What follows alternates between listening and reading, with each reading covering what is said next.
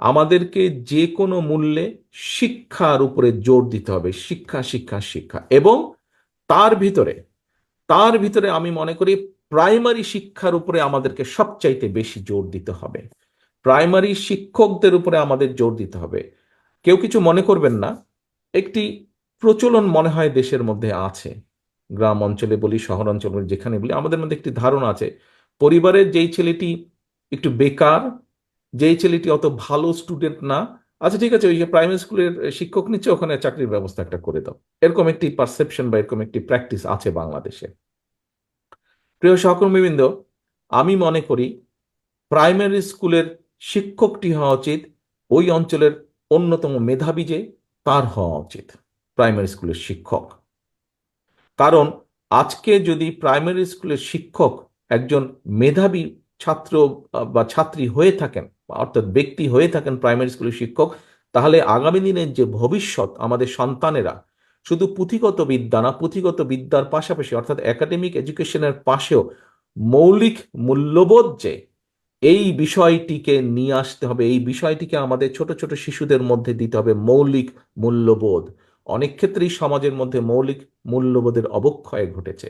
কাজে আমরা যেই দুর্নীতির কথা বলছি, এই দুর্নীতিকে যদি নির্মূল করতে হয়, এই দুর্নীতিকে যদি কমিয়ে নিয়ে আসতে হয়, দুদুক টুদুক যেগুলো আছে সেগুলা তাদের মতন কাজ করবে, কিন্তু দুর্নীতিকে যদি অ্যাকচুয়ালি যে দুর্নীতি খারাপ, দুর্নীতি থেকে দূরে থাকা উচিত, এইটি যদি করতে হয় সমাজে, তাহলে অবশ্যই সেই প্রাইমারি স্কুল থেকে শুরু করা উচিত।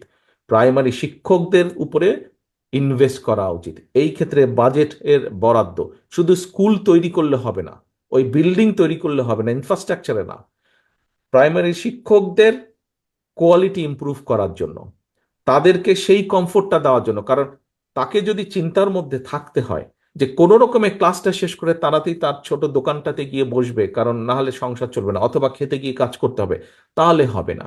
কাজে তাকে আমার সেই কমফোর্টটা দিতে হবে যাতে সে তার ক্লাস শেষ হয়ে যাওয়ার পরে, আমরা শুনতাম যখন ছোটবেলায় ছিলাম তখন নানা নানা তাদের কাছে গল্প শুনতাম যে ওনারা যখন ছোট ছিলেন, শিক্ষকরা শিক্ষকরা তখন তখন তো গ্রামের সংখ্যা বেশি, শিক্ষকরা বলে সন্ধ্যার পরে বা বিকেলের পরে বলে ভালো ছাত্র যারা তাদের বাসায় যেতেন শিক্ষকরা, এবং গিয়ে গিয়ে খোঁজ করতেন ছেলেটা পড়ছে কিনা, কোনো সমস্যা হচ্ছে কিনা। প্রিয় সহকর্মীবৃন্দ, জানি না সেরকম করা সম্ভব হবে কিনা একদিন বাংলাদেশে, যে প্রাইমারি শিক্ষকরা স্কুলের পরেও গিয়ে ভালো স্টুডেন্ট বা কম বেশি সব স্টুডেন্টের ব্যক্তিগতভাবে খোঁজ খবর করবেন। যদি সেটিকে নিশ্চিত করতে হয়, এরকম একটি পরিবেশ যদি তৈরি করতে হয়, এটি আমার সম্পূর্ণ চিন্তা আপনাদের সাথে শেয়ার করলাম।